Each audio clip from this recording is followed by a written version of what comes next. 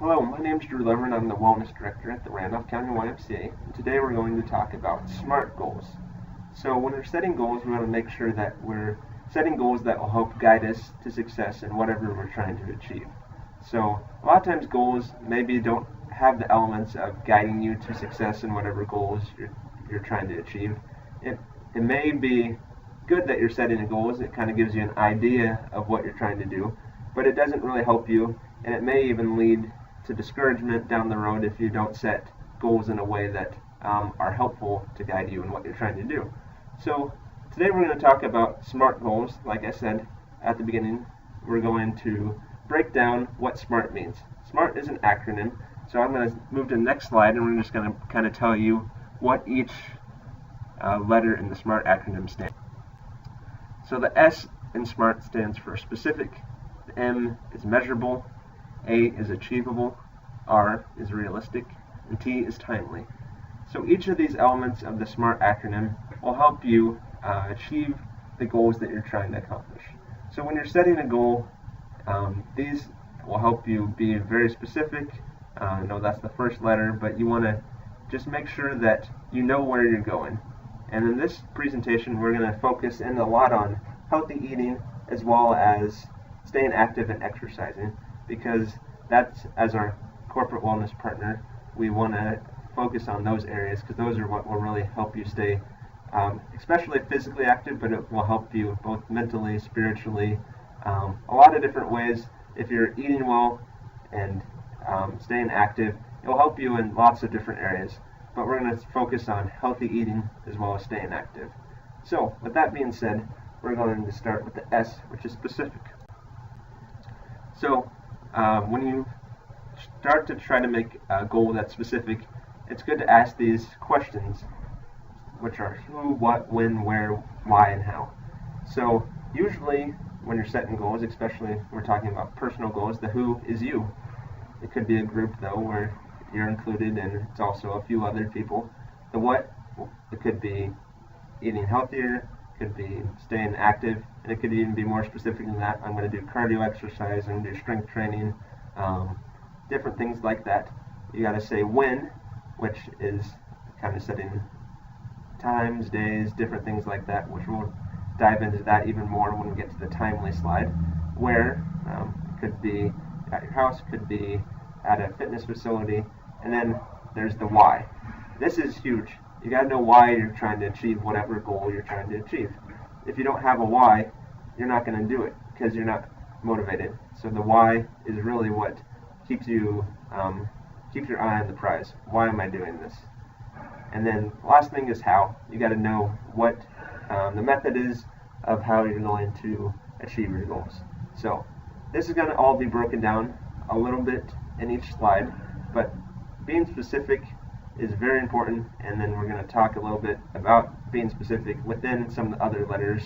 The M, the A, the R, and the T will have elements of the specific. So there's some overlap between the letters in some ways, but each letter has a different element that kind of helps you focus in on setting a good SMART goal.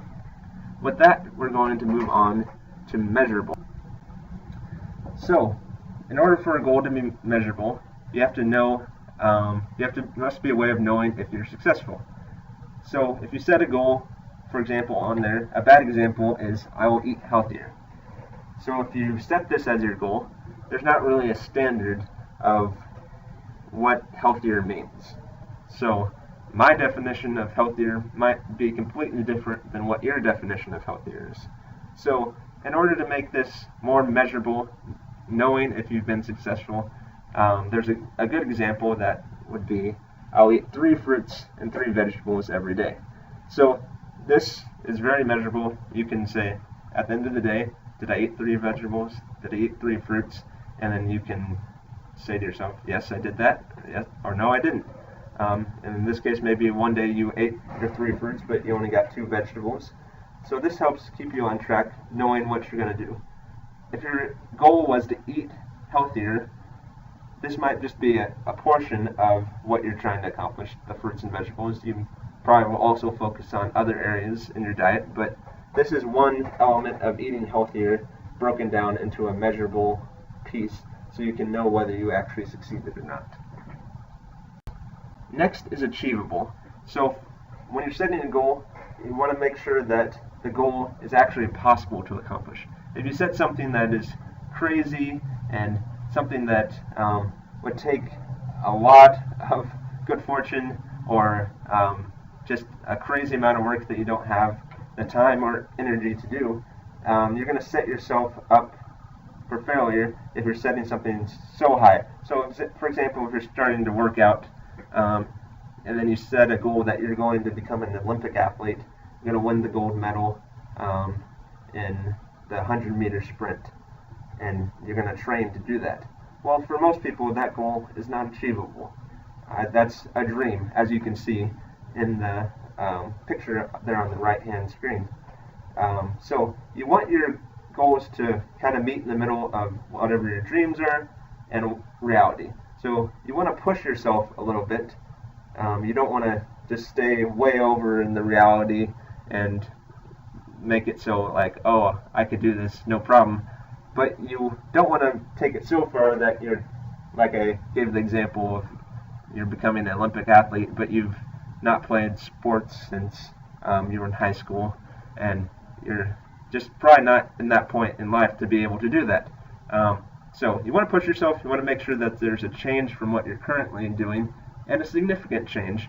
But you don't want it to go so far that it's really not even possible for you to accomplish whatever your goal is. So there's a balance. You want to make it challenging, but you don't want to shoot for the stars when there's not really a way of you actually being able to do that.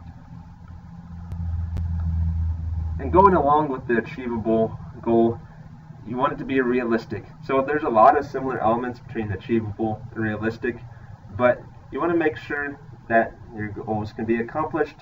Like I said in the last slide, if your goals are unrealistic, it can lead to discouragement, and it may cause you to stop shooting for those goals completely, or you may not reach them as much as you would be able to if you set something that was more realistic. So my example for this one is, if you want to set realistic goals but you have a really big goal in mind, for example, you're trying to run a marathon, but currently you don't run at all. So you want to set some short-term goals. You could set a goal of, I'm going to run 1 mile for the first 2 weeks, 3 times a week, and then build on it from there. Because going from not running at all to running a marathon, it's going to take some time. If you just didn't break that down at all and just sort of like, I just need to start running enough to run a marathon, that's a little overwhelming, and it probably won't go well. So setting short-term goals can help you build to a larger goal and make it more realistic, because you can put it in chunks and it will help you actually be able to accomplish that goal. So that's kind of goes along with the achievable. Those two, the A and R, really go well together. And the last thing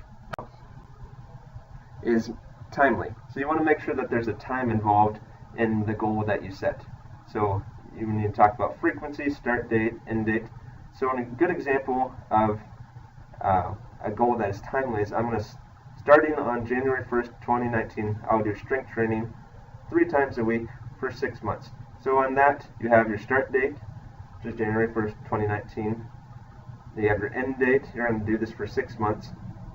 And then it also has some other specific elements. I'm going to do it 3 times a week. You could even make it more specific if you wanted to, what specific lifts you're going to do, whether you're going to do upper or lower body each day.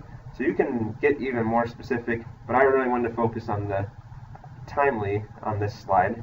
So the reason I put 6 months on there, it's good to have an end date on a goal, because you may get to the point where you've done strength training 3 times a week for a while, and you want to increase it up to 4, 5 times a week. Or you maybe get to the end of the 6 months and you think, wow, I don't have the time to work out 3 times a week, or my body's not holding up doing it 3 times a week. Maybe I only need to do it 2 times a week. So there's a reason that you kind of have an end date. You can reevaluate your goals in order to see where you're at. and you can make adjustments to your goals. But it's really important to have these times set so you know where you're going and you have time to reevaluate.